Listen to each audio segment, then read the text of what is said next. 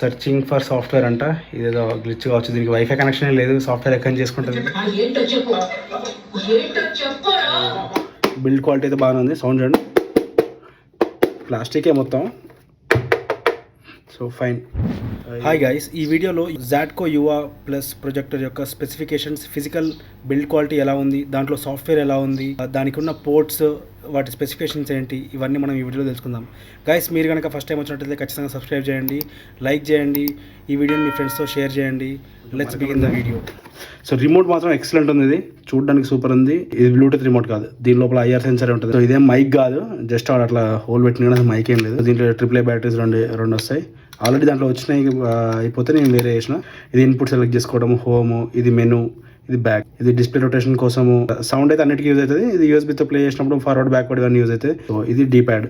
So normal టీవీకి ఎట్లయితే ఉంటాయో అట్లనే అనమాట. ఇది దీంట్లో ఒక కేబుల్ వస్తుంది, కాకపోతే ఈ కేబుల్ ఇందులో రాలేదు. ఇది మానిటర్తో వచ్చిన కేబుల్ అనమాట. ఇది వాడుతున్నా. దీంట్లో వచ్చిన కేబుల్ కొంచెం ఇంతే సైజులో ఉంటుంది, కాకపోతే కొంచెం లో క్వాలిటీ ఉంటుంది, కానీ పని అయితే చేస్తుంది. దీంట్లో ఇంకొకటి పవర్ కేబుల్ వచ్చింది. సో ఈ పవర్ కేబుల్ నేను ఇది ఎందుకు వాడుతున్నా అంటే, ఇది లూజ్గా ఉండి అప్పుడప్పుడు కనెక్షన్ పోతుంది అనమాట. సో అందుకోసం దీంట్లో పెట్టి ఈ తిక్కుగా ఉన్నాయి కదా, దీన్ని మనం ప్లగ్లో పెడితే సో నీట్గా ఉంటుంది. కేబుల్ మంచిగానే పొడుగుంది, 1 మీటర్ పైనే ఉంటుంది. ట్రిమ్మర్లకి వాటికి వీటికి వస్తుంది కదా, అట్లాంటిది అనమాట ఇది. ఫైనల్గా ప్రొజెక్టర్ ఇది ఆల్రెడీ నేను వాడబట్టి ఛానల్ అవుతుంది. ఈ బటన్స్ సేమ్ రిమోట్లో ఏవైతే బటన్స్ ఉన్నాయో అవే బటన్స్ అనమాట ఇక్కడ. సో బ్యాక్వర్డ్, ఫార్వర్డ్, మన volume up down, okay, back, ఇది ఇన్పుట్ సెలెక్ట్ చేసుకోవడము, పవర్ బటన్. ఇక్కడ దీనికి ప్రొటెక్షన్ కూడా ఉంది. ఇట్లా జరిపితే మనకి ఇక్కడ వస్తుంది, మనకి కావాల్సిన లెన్స్ ఇక్కడ ఉన్నాయి. ఈ లెన్స్ ప్రొటెక్షన్ అనమాట ఇది. సో దుమ్ము పడకుండా ఉంటుంది. సో బాటమ్ చూడండి, బాటంలో మోడల్ నెంబర్ ఉంది యువా ప్లస్ అని. 90 వాట్స్.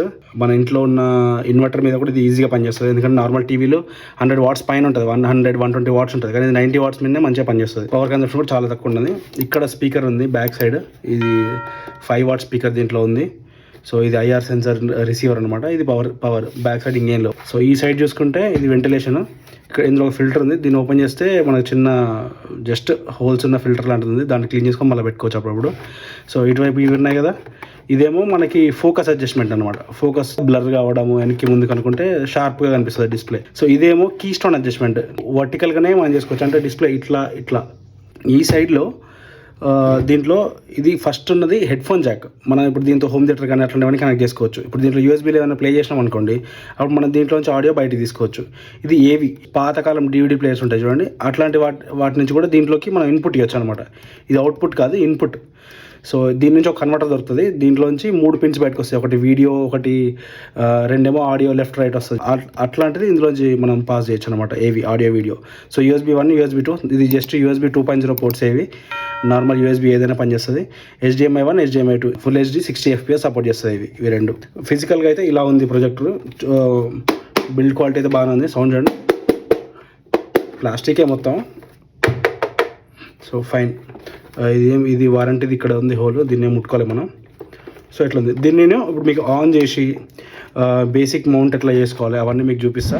సో నేను ఇక్కడ ఆపోజిట్ వాల్కి స్క్రీన్ పెట్టిన. ఈ స్క్రీన్ ఏంటంటే జస్ట్ బ్యాక్ డ్రాప్లో యూజ్ చేస్తారు కదా ఫోటోగ్రాఫర్స్, అట్లాంటిది. జస్ట్ అది ఒక క్లాత్ అంతే. అదేం ప్రొజెక్టర్ కోసం తయారు చేసింది ఏం కాదు. బట్ వాల్ వెనకాల వైట్ లేదు కాబట్టి నేను ఇది వాడినా. సో నేను ఇప్పుడు ప్రొజెక్టర్ సెట్ చేసి చూపిస్తాను. కొంచెం హైట్ కోసం ఒక బాక్స్ మీద పెట్టిన దీన్ని. నేను పవర్ కనెక్ట్ చేసిన, పవర్ వెనకాల పెట్టేసిన, ఒక USB పెన్ డ్రైవ్ కనెక్ట్ చేసిన. దీంట్లో కొన్ని మూవీస్ ఉన్నాయి. సో ఇప్పుడు నేను దీని ప్రొటెక్షన్ ఉంది కదా ఇక్కడ, లెన్స్ ప్రొటెక్షన్, అది ఓపెన్ చేస్తున్నా. సో ఆన్ ఏజ్ చేయలే, పైన ఒక రెడ్ లైట్ వెలుగుతుంది ఫస్ట్. సో ఇప్పుడు నేను దీన్ని రిమోట్లో ఆన్ చేస్తా. చూడండి, రిమోట్లో పవర్ బటన్ నొక్కితే ఆన్ అయిపోతుంది. సో పైన బ్లూ వచ్చేస్తుంది ఇప్పుడు. సో ఇది కూడా ఆన్ అయింది. ఇప్పుడు ఫుల్ ట్యూబ్లైట్ బ్రైట్నెస్లో చూస్తున్నాం మనం. సో అది అంత బ్రైట్గా కనిపించట్లేదు. అండ్ కిందికి చాలా కిందికి ఉంది కదా. యాక్చువల్గా నేను ఇక్కడ పెట్టడమే కొంచెం కింద డబ్బా అనేది కొంచెం హైట్ తక్కువ ఉంది. ఎగ్జాక్ట్గా ఆపోజిట్ ఉన్న స్క్రీన్కి ఇది సెంటర్లో లేదు. సో దీని కింద ఒకటి ఉంది కదా, ఇది దీన్ని కొంచెం కింది కంటే మనకు కొంచెం హైట్ వస్తుంది. సో దీంతో కొంచెం పైకి వచ్చింది చూడండి ఇప్పుడు. సో పైకి వచ్చింది. సో ఆల్మోస్ట్ సెంటర్లో వచ్చేలాగా పెట్టిన. ఓకే. సో ఇప్పుడు నేను లైట్, ఇంకో మెయిన్ లైట్ ఆఫ్ చేస్తాను ఒకటి. సో ఇప్పుడు కొంచెం పెరిగింది చూడండి. నేను జస్ట్ సీలింగ్ లైట్స్ ఆన్ చేసిన. సో బ్రైట్నెస్ పెరిగింది. ఇప్పుడు చూడండి, నేను అడ్జస్ట్ చేస్తున్నది ఫోకస్, దాన్ని ఇందాక చూపించిన కదా, దాన్ని అడ్జస్ట్ చేస్తుంటే చూడండి ఎట్లయితుంది. ఇప్పుడు బాగుంది. కీ స్టోన్ అంటే ఇదండి, ఇట్లా ఏదైనా మనం హైట్ తక్కువ ఎక్కువ పెట్టినప్పుడు షేప్ సరిగ్గా లేకపోతే దాన్ని సెట్ చేసుకోవచ్చు అనమాట. సో కీ స్టోన్ అంటే ఇది. సో ఇప్పుడు కరెక్ట్గా ఈవెన్గా పడుతుంది. సో దీన్ని ఇంతకుముందు ట్రైపాడ్లో పెట్టుండే, సో అప్పుడు కరెక్ట్గా అడ్జస్ట్మెంట్ ఉంది, ఇప్పుడు సరిగా లేదు. సో దీనికి ఓన్లీ నేను స్పీకర్ ఏం కనెక్ట్ చేయలే, ఓన్లీ పెన్ డ్రైవ్ కనెక్ట్ చేసిన, పవర్ సప్లై చేసిన అంతే. యూఎస్బి ఇప్పుడు ఆ పెన్ డ్రైవ్ అది ఆల్రెడీ వచ్చింది చూడండి, పైన 2 పెన్ డ్రైవ్లు కనిపిస్తుంది. సో అది మూవీ అని ఉంది కదా, దాని మీద క్లిక్ చేస్తే సో నేను సెంటర్ బటన్ నొక్కి వచ్చిన ఇక్కడ దాకా. నేను బ్యాక్ వస్తుంది, ఇది బ్యాక్, ఓకే ఇది బ్యాక్. సో ఇక్కడ నేను మూవీని క్లిక్ ఓకే చేసిన. సో యూఎస్బి మళ్ళీ ఓకే చేస్తే దీంట్లో ఉన్న ఫోటోస్ అన్నీ కనిపిస్తాయి. సో నేను ఫుల్ హెచ్డి మూవీ ఏదన్నా పెడతా. ఒకసారి లైట్లు ఆఫ్ చేసిన చూడండి ఎట్లుందో క్లారిటీ. లైట్స్ అన్నీ ఆఫ్ చేసినప్పుడు ఏ లైట్ లేదు. సో ఒకసారి చూడండి దీని క్లారిటీ ఎట్లుందో. సో ఫుల్ వాల్ కవర్ అవుతుంది చూడండి ఒకసారి. సో అట్లా నీకు దగ్గరికి వెళ్ళి చూపిస్తా.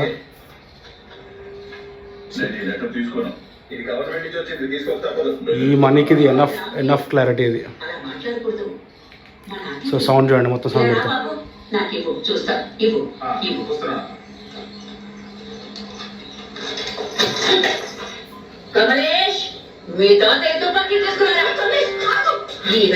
సో ఇది మూవీ థియేటర్ ఎక్స్పీరియన్స్ ఉంటుంది మొత్తం. భగవంతుడి దగ్గర డ్యూటీ చేసుకోరా, నా కొడుకుని కారణం లేకుండా సస్పెండ్ చేస్తారా మీరు? నా తప్పలేదు, నేను చెప్పేది వినమ్మా. ఏంటో చెప్పు,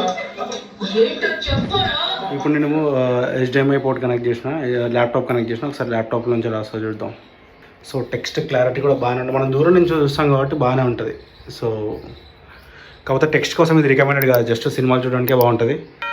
సో నేను ఏదైనా ప్లే చేసి చూపిస్తాను యూట్యూబ్లో. మ్యాప్ చేసిన అనమాట. సో ఎట్లా వస్తుంది ఫార్వర్డ్ ఈ వాయిస్ యూఎస్బి పోర్ట్ కి. సో సినిమాలు కానీ అట్లా చూడడానికి అయితే ఫుల్లీ రికమెండెడ్. రోజుకు 3 గంటల కంటే ఎక్కువ చూడొద్దు, కళ్ళు ఖరాబ్ అవుతాయి. పోర్ట్ కి సో ఇది మనం HDMI కనెక్ట్ చేస్తే సో టీవీ స్టిక్ లాంటిది ఏదైనా కనెక్ట్ చేయొచ్చు. సో సూపర్ వస్తుంది, దాని రిమోట్తో మనకి ఇంకా బాగా వస్తుంది. ఇప్పుడు నేను హోమ్ బటన్ నొక్కుతున్నాను, హోమ్ బటన్ నొక్కితే ఇట్లా వస్తుంది. సో ఇది స్మార్ట్ ప్రొజెక్టర్ ఏం కాదు, జస్ట్ దీంట్లో ఫీచర్స్ మాత్రమే ఉంటాయి. అంటే HDMI to మనం మూవీస్ ప్లే చేయొచ్చు, యూఎస్బి కనెక్ట్ చేసి మ్యూజిక్ ప్లే చేయొచ్చు, ఓకేనా, ఫొటోస్ ప్లే చేయొచ్చు, అండ్ టెక్స్ట్ డాక్యుమెంట్స్ కూడా కొన్నిటిని సపోర్ట్ చేస్తుంది. ఏవి అంటే అర్థమైంది కదా, పైన 2 యూఎస్బీలను చూపిస్తుంది, కనెక్ట్ చేస్తే ఏది కనెక్ట్ అయ్యి ఉంటే అక్కడ చూపిస్తుంది. సో సెట్టింగ్స్లోకి వెళ్దాం ఒకసారి. సెట్టింగ్స్లోకి వెళ్తే చూడండి, picture mode, contrast, brightness, colour, వీటిని అడ్జస్ట్మెంట్ చేసుకునేది ఉంది. సో దీని డిఫాల్ట్ బ్రైట్నెస్ ఏదైతే ఆల్రెడీ అట్లనే ఉంటుంది. కాకపోతే ఇక్కడ మనం కావాలంటే చెక్ చేసుకోవచ్చు, పెంచుకోవచ్చు. ఇప్పుడు యూజర్ సెలెక్ట్ చేసాం అనుకోండి, మనం ఇంకా దీని బ్రైట్నెస్ పెంచుకోవచ్చు. ఆల్రెడీ 100% ఉంది. సో కలర్, టింట్, సో బేసిక్గా దీని బ్రైట్నెస్ ఇంతే ఇంకా. సో మీరు ఒకసారి ట్రై చేయండి, డిఫరెంట్ కాన్ఫిగరేషన్స్ ట్రై చేస్తే మనకు దాని ప్రకారంగా మీకు ఏది నచ్చితే అది ఉంచుకుంటే అయిపోతుంది అంతే. సో నేను స్టాండర్డే ఉంచుతా. ఇప్పుడు నేను పైకి వెళ్తే పైన ఉన్నాయి కదా 3 ఆప్షన్స్, దాంట్లో ఫస్ట్ డిస్ప్లేలో ఉన్నాం, తర్వాత మ్యూజిక్. సో ట్రిపుల్ బాస్ 50-50 ఉంది. సో స్టాండర్డ్గా వస్తుంది, సౌండ్ నీట్గానే వస్తుంది. సో దాంట్లో ఏం చేయని అవసరం లేదు. OSD language English. సో మనం దీంట్లో ఉన్న లాంగ్వేజ్ ఇంగ్లీషే. ఆస్పెక్ట్ రేషియోని మార్చవచ్చో చూద్దాం. సో ఆస్పెక్ట్ రేషియోని మార్చడానికి లేదు, ఇక్కడైతే రేషియో చేంజ్ చేసుకోనికి అయితే ఆప్షన్ లేదు. సో ఫ్యాక్టరీ రీసెట్ అంటే ఏం లేదు, ఈ సెట్టింగ్స్ అన్నీ మారిపోతాయి. సాఫ్ట్వేర్ అప్గ్రేడ్ అంటే ఇది ఎట్లా చేయాలో కూడా తెలియదు మనకి. సర్చింగ్ ఫర్ సాఫ్ట్వేర్ అంట, ఇదేదో గ్లిచ్ కావచ్చు, దీనికి వైఫై కనెక్షన్ లేదు, సాఫ్ట్వేర్ ఎక్కడ చేసుకుంటుంది ఇది. సో వర్షన్, మనకి ఏ వర్షన్ ఇక్కడ చూపిస్తుంది అంతే, ఇంకా దీంట్లో ఏం లేవు ఆప్షన్స్. సో ఇది బేసిక్ ప్రొజెక్టర్ అంతే, దీంట్లో మనం అంతకు మించి ఎక్స్పెక్ట్ చేయకూడదు 10,000 లోపు దానికి. వీడియోని చివరి వరకు చూసినందుకు థ్యాంక్ యూ సో మచ్. మీకు కనుక ఈ వీడియో నచ్చినట్లయితే ఖచ్చితంగా లైక్ చేయండి, మీ ఫ్రెండ్స్తో షేర్ చేయండి. Please subscribe to my channel. Thank you so much. Bye.